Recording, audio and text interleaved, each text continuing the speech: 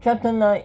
Exactly 5 years, 11 days, 14 hours, and 6 minutes ago.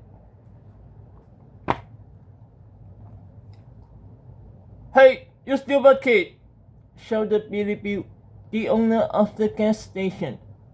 "Get away from that sign!" Howard's heart was pounding in his throat as Billy Bill stumbled toward him and grabbed at the back of his t-shirt. He yanked Howard out from behind the sign, making a terrible scene. "That sign is a valuable piece of merchandise!" Billy Bill screamed. "Not the time for you to play with!"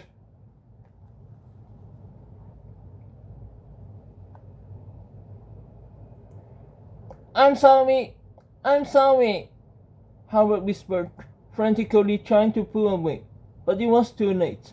Billy Bill's loud shouting had caught the attention of Kipper Krupp and his 3 creepy companions. The 4 bullies struggled across the street toward Howard. "Hey kid!" yelled the Kipper. "Why are you bothering this nice man?"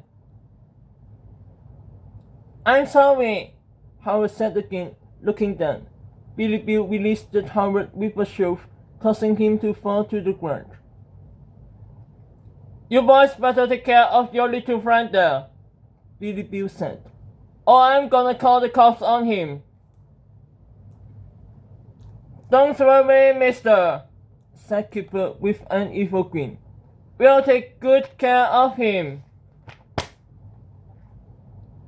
Kipper yanked Howard up by his arm while Lukey pulled Howard's backpack open and started rummaging through it. "Hey look! I found his lunch money," said Lukey. "Give me it!" yelled Kipper. Lukey dutifully pushed the money into Kipper's most dirty hand. None of this behavior appeared to disturb Billy Bill at all. In fact, he seemed to enjoy watching it. "You gotta learn to stick up for yourself, boy," Billy Bill said to Howard, chuckling. "All people are gonna bully you your whole life."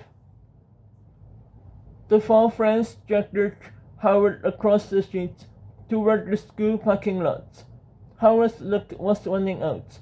But fortunately, as we all know, luck has a way of changing, and Howard's backless was about to change in a very big way.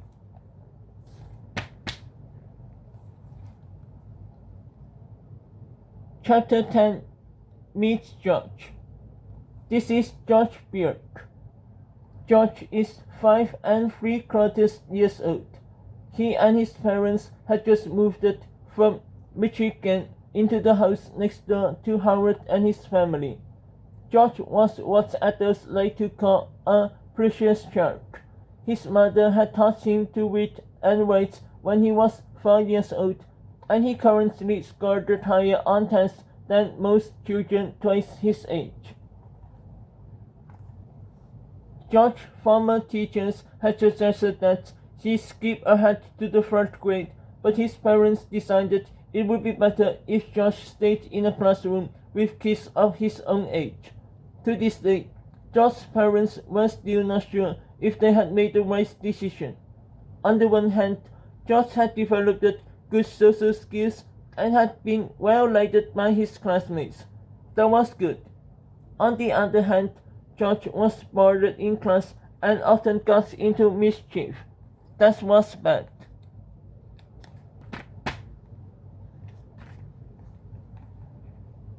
George had never really liked the school very much.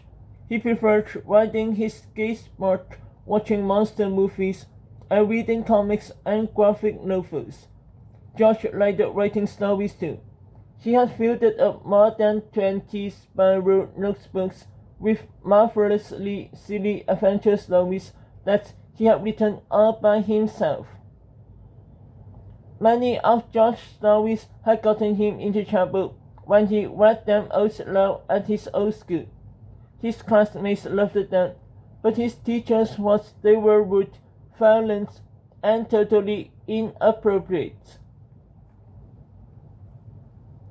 "I hope things will be better here in Aria," said George's mother as she helped him get ready for his very first day of classes at Druma Horace Elementary School. Your father and I bought you this nice tie to wear at school today. A tie? Cried George. Kids don't wear ties. Well, you're going to wear one, said George's mother. I want you to make a good first impression.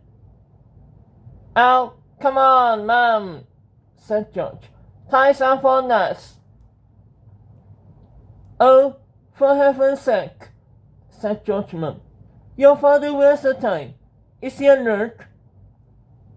Kind of, said George. Don't be ridiculous, said George's mom. You're wearing a tie, and that's final. What? Said George. George put his backpack on and reluctantly hugged his mom at the door. He was still a little upset about the whole tie thing. Have a good first day at school, dear, said George's mom. Said George. George grabbed his skateboard from the bushes by the driveway and started off to rescue. It was about 5 blocks away, and the sidewalks were mostly smooth with hardly any pebbles. Good for skateboarding.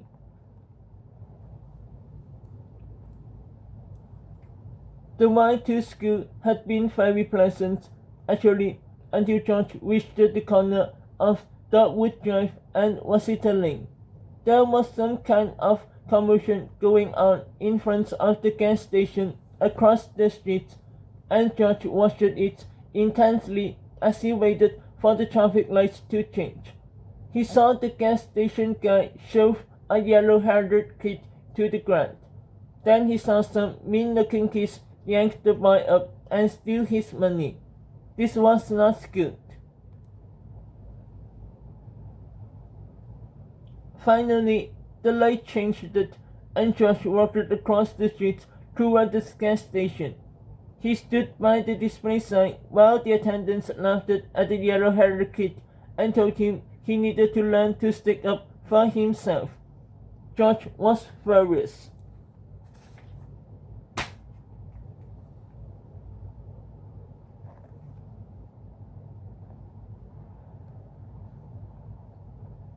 Chapter 11. Furious George. There is not a whole lot you can do when you are a little kid who encounters injustice.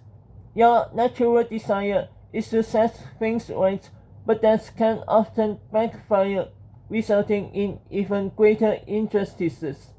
The sad truth is, big people usually have all of the power. You can't force anybody to be kind or fair or honorable, especially if you're only 43 inches tall and weigh only 50 pounds.